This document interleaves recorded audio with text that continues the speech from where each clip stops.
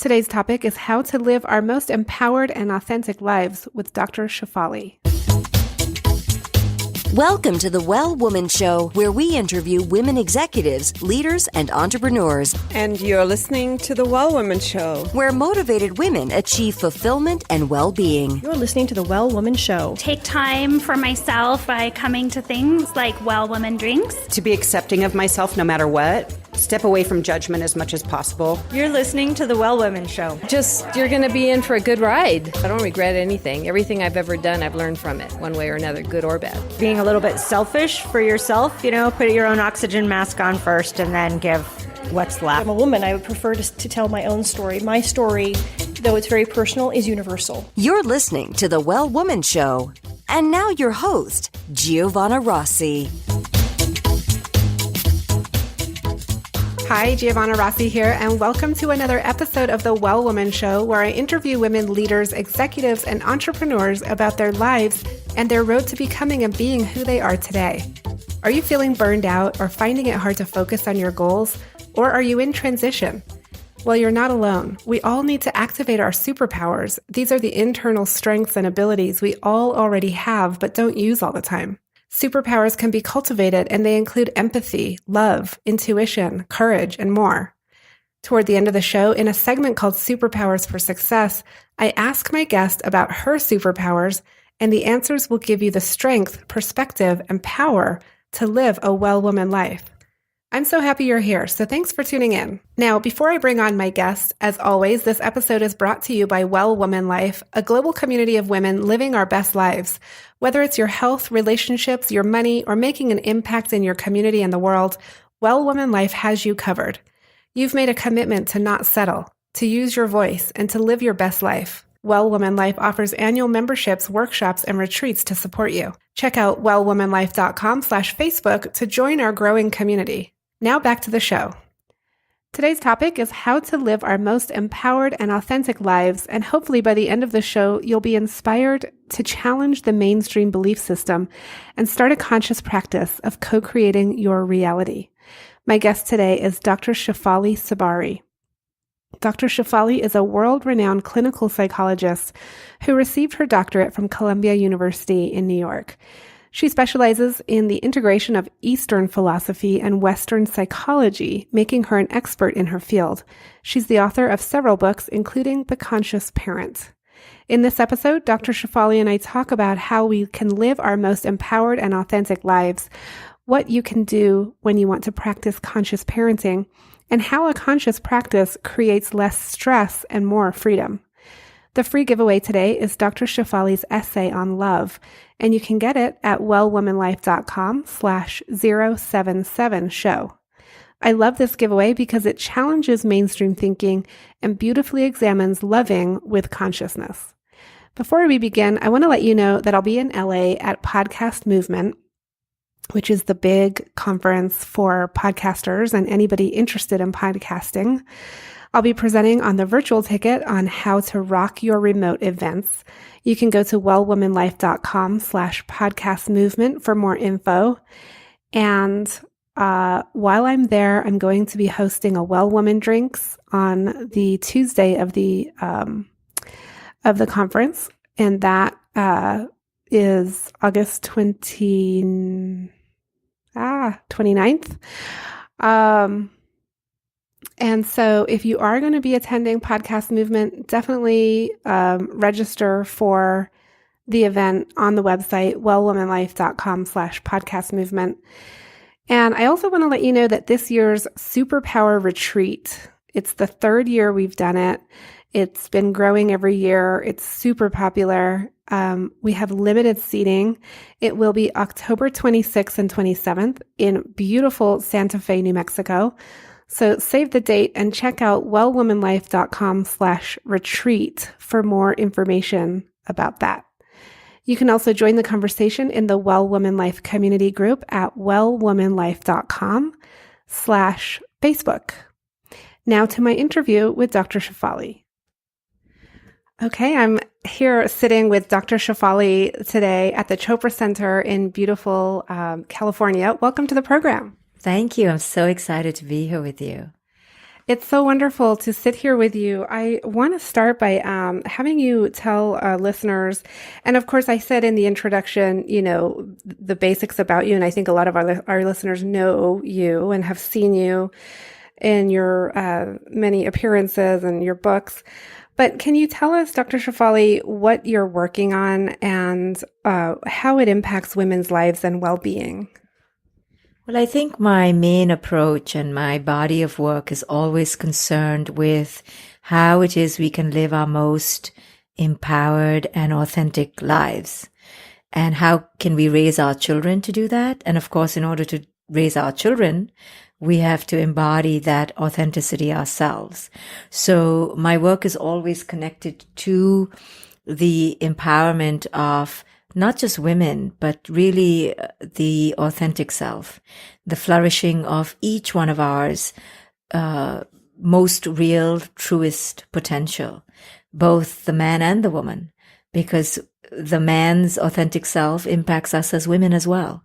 And we want to raise our sons and daughters as equally being honest and true to themselves as we want to raise ourselves to be that. So I want to dig into this a little bit, but I want to also ask you, is your message only heard by those who are quote unquote ready to hear? Or how do you reach people who may not know that they would benefit by hearing what you have to say? Sure. It's always hard because messages like mine, which ask you to work on yourself, always require a certain readiness and a preparation. Fortunately, I also teach about parenting. So every parent believes that their child could become better. So naively, they come to my doorstep thinking I'm going to fix their child. And then I kind of cajole and sweeten and seduce them to hear how it is they need to change. So thankfully, because I talk about parenting, I get many people to naively come thinking it's about the child. And that's how I get them. So even if they're not ready, they kind of get seduced into the message. And of course, only half or a quarter may stay. But so I do get an unprepared audience as well. But ideally, I want to get those people who are coming with full intention, with full consciousness. But that really makes the pickings slim. It really reduces the populace to like 5% or 1%. How many people really wake up in the morning and say, I want to embark on the most arduous process of self-awareness and excavation of the truth? Very few of us are looking to live at that highest honest level. So the way I've managed to get the unsuspecting audience is to talk about parenting. And through the desire to raise the perfect child, I teach them about entering their truest self. Yeah, I want to pick up on that because I often, as a parent myself, I have a 5 and an 8-year-old, and I sort of joke to people, but I'm quite serious, that parenting is really the most intense personal development journey of my life. Yes. And some people look at me and like totally get it and laugh and stuff. And then other people, it just sort of glosses over. And it's interesting because I just assume like, well, if you're a parent, you must understand what I'm talking about. Yes. And I don't know that they do. But anyway, it's been such a personal development journey. Yeah, I don't think there are many similar relationships that can rival the intensity and depth to which your children will bring you to your knees and ask you at one point or the other to look at yourself. Every other relationship, you can fob off the responsibility and say, well, we're both adults, so it's 50-50. But with children, really, in all honesty, you can't say that because you've been kind of, quote unquote, in charge. And those little defenseless 2-year-olds, I mean, how much havoc could they have wreaked, right? So it's really you doing onto them. So taking responsibility responsibility for that and not pretending like it's your child's fault who's only like 6 months old or 2 years old or 10 years old or 15, who is the adult in the room. But you realize in the parenting process that you are rarely an adult. And if your child is a 2-year-old, you're going to be a 2-year-old. If they're 6 years old, you're going to be 6, and you realize, my goodness, I haven't grown up much. I'm pretty much as immature as my child, if not more immature, right? But this is the beauty of this journey, that you get to see through the mirror of your child's process how you haven't developed yourself much, right? How you haven't grown yourself up. And then parenting becomes not about the raising of the child, but really about the raising of the parent. I love that. So on one of your television appearances, I think it was a Super Soul Sunday, I'm not sure which one, with Oprah, she called you a revolutionary and introduced you that way. What is revolutionary about your approach? I just think it's revolutionary because mainstream is so predictable that my approach appears revolutionary, but really it shouldn't be. My approach should be not my approach. First, it's not my approach, right? It is just an approach that should be the mainstream. So I guess what she was referring to is because the mainstream fixes the child. The mainstream points the finger outside. And this approach that I'm espousing insists, relentlessly persists in the pursuit of the inner responsibility and understanding how we're co-creating our reality, and doesn't allow the parent to rest in the laurels of the child and forces the parent actually to divest themselves from any identification with their children. This is so hard for parents to do. Our very identity is wrapped up in our children. But I show how parents are using their children to fulfill their own inner lack. And no parent likes to hear that. I want to ask you, Dr. Shefali, for a specific example when you were on the show, the Super Soul Sunday that I saw, and you talked about a woman who had a 2-year-old who was having a hard time connecting. And so you went, this is when you were doing home visits, and you went and visited, and the child wasn't connecting with the mother. And then the mother left the room and you did some work with the child and you were able to connect, and the child was fine with you. And so you said, got to explain this to the mom now. How did you explain that to her? And did she end up being able to connect? And how did she do that? Well, I don't right away, point a finger at the parent and go, see, the child is okay and you're messed up. Right? We have to be very delicate with the parental ego because they're so fragile. But what that allowed me to see is that the parent was sitting on a hotbed of unexplored emotional baggage that needed to be explored and that she needed to be freed of. So I gently began excavating the parent's past and discovered that she had a history of alcoholism and neglect and her own trauma that was really stopping her from connecting with her child. It's not out of intention that we are so messed up. It's really out of our unconsciousness and because we've been messed up with. So helping heal her helps heal the child. And when you heal the child, you heal the future. And so in that particular example, I was just curious, was she able to work through it and make progress with her child? Yes, she was able to connect. It took a long time and it's still a work in progress, but she was able to detach from the idea that it was the child's responsibility, right? And she began to understand how her own wounds were impacting the relationship. So this brings up a larger issue about how the medical how Western medicine is treating children, right? So if she had taken that child to a different doctor, the child may end up on meds. She may never have, discovered these things. So can you speak to that? Yeah, and not to out traditional Western approaches or Eastern approaches. This is not to point a finger, but really as a field, we have a responsibility to protect our children. And we must ask the adults in the relationship to do their work before we explore the fixing of the child. Don't jump to the immediate and easy fix solution of projecting blame on the child and therefore fixing the child, diagnosing the child. That should be the last option, if on the most blizzardly cold blue moon, right? Like not even. And then demand of the adults in the child's environment to rise up, raise up, and work on themselves fully. And it's an uncomfortable process, and it's not a conversation many professionals want to have, because you are going to get resistance, and possibly the parent won't come back to you. So now your business is losing its lucrative aspect, but we can't look at it like that. We must protect the children. And it's us adults who are messed up, and we need to fess up and own up and do the work. So on that note, how does one practice conscious parenting while at the same time surrounded by unconscious structures and systems and other people in your family? So do you see what I'm saying? If you're trying to do that and you're surrounded by unsupportive. Yes, basically it's virtually impossible. So what you have to do is several things. First, understand with courage that you are mired in a cesspool of unconsciousness all around you. Secondly, join a community. So my concerted effort in life has been to create a community of conscious parents, right? So every year I do a summit that allows for the gathering of conscious parents. I do webinars online that allows communities to join together.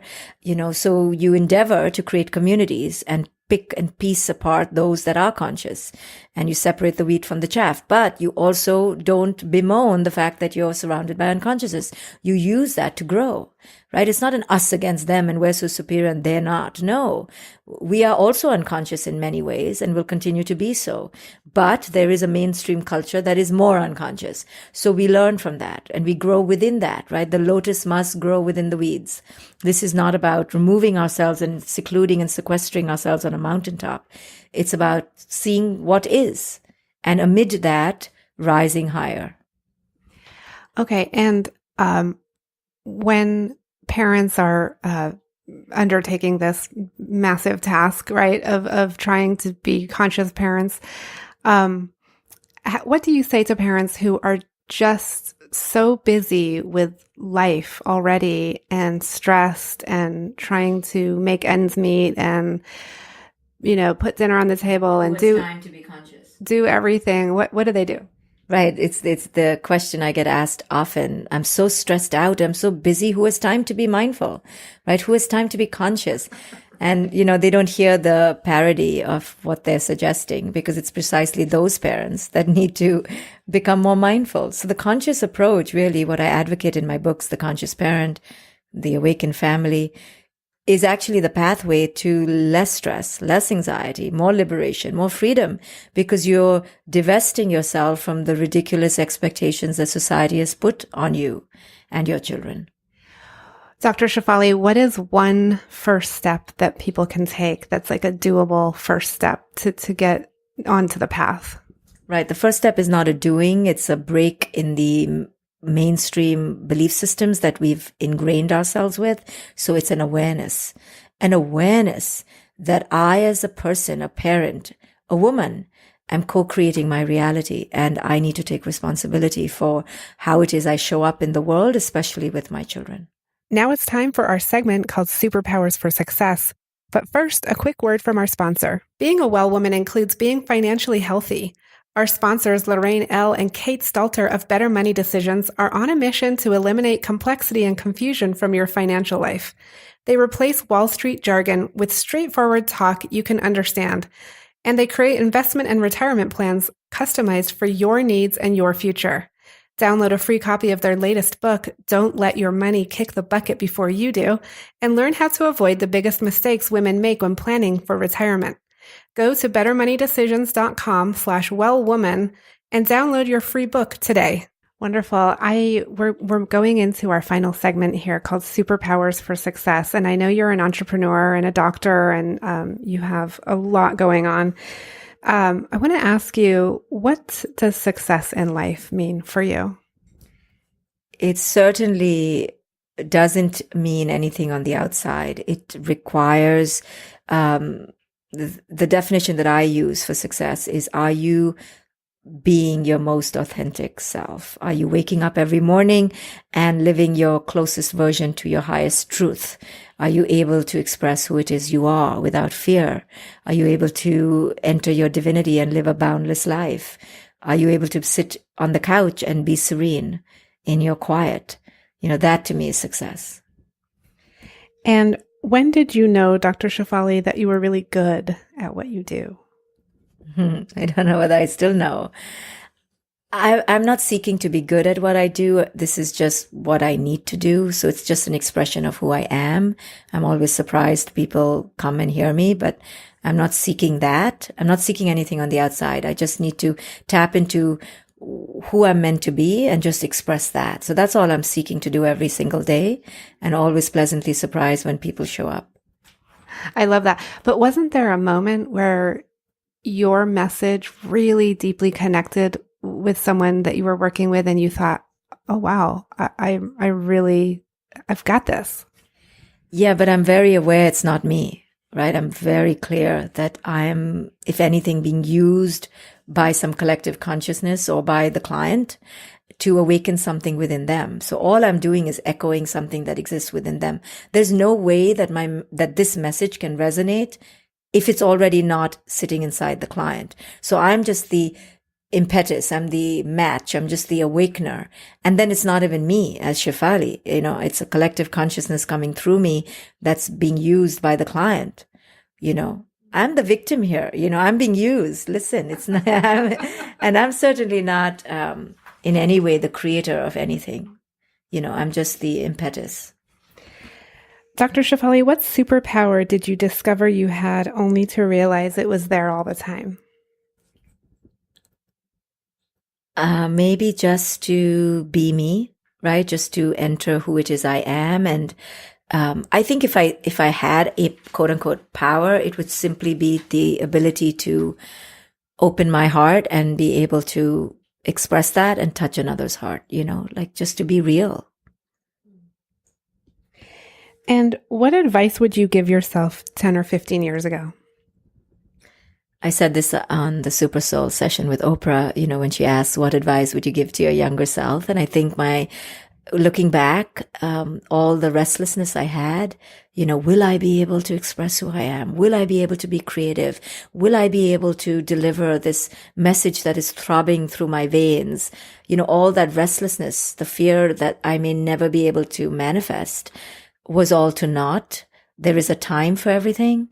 There's a space for everything. And we need to simply allow the universe to work with us to unfold. We cannot rush it. And only now in my 40s do I just sit back and allow. But till I got here, I was always pushing and craving and desiring.